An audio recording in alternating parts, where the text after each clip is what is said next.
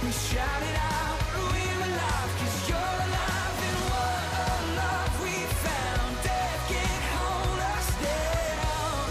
We shout it out, we're alive, 'cause you're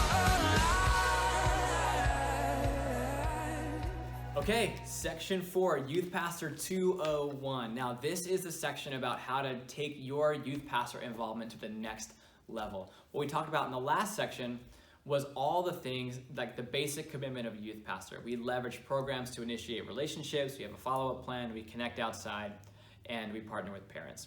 Now, if you really want to take your leadership to the next level, if you're like, hey Josh, I am all in, this is the section for you.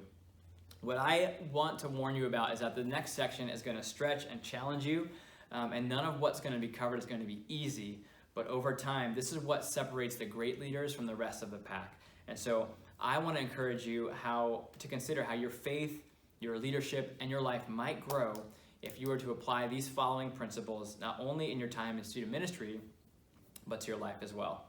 So we want our leaders to be excellent, right? We're not looking for warm bodies. This is not the place to just come and fill a role once a month on a Sunday morning or Wednesday night.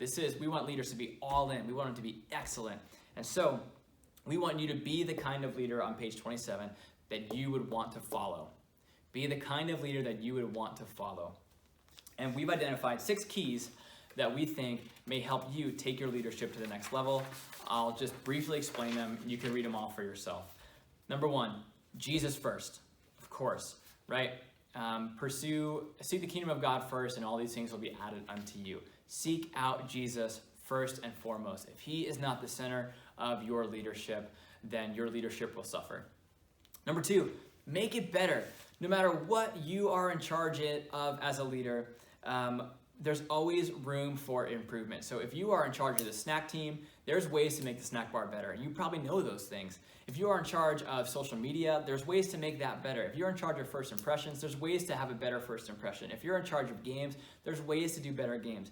And there's always room for improvement, no matter how good things are. As leaders, we want to be continually improving. We want to be continually make things better, right? We have to have this unrelenting drive to be better leaders, to be better followers of Jesus, to be better, have better snacks, to have better games, to always be pursuing better.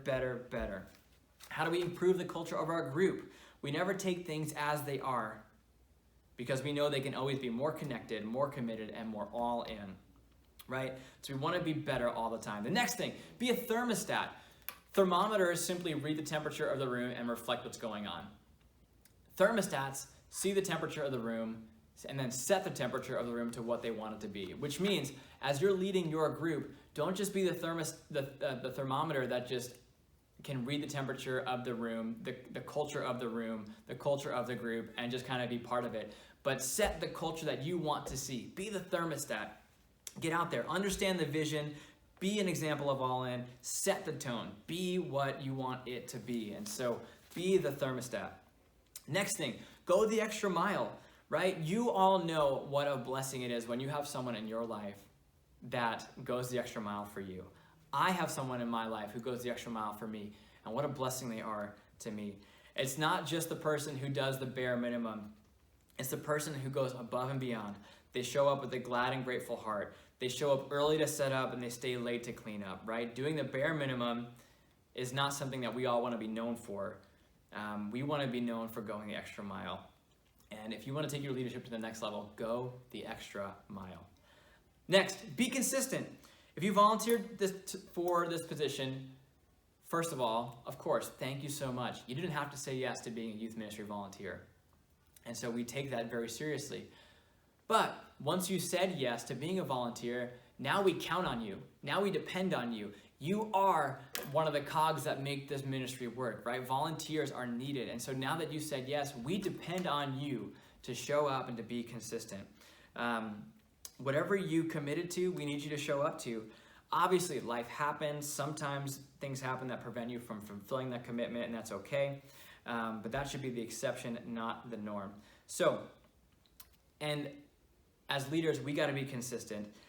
Our consistency will say something powerful to students whose life is marked by constant change of classes, change in their bodies, change in their emotions, change in their life. right? We want to be one of the rocks that they can count on by being consistent. And lastly, we want to be open to feedback. The biblical word for this is humility, which means that we don't hold a high view of ourselves. We know that we can always grow as a leader. We can always be better as a leader. Our ministry can always be better. This goes back to the make it better idea. We want to be teachable. We want to be humble. Teachability plays a huge role in healthy ministry.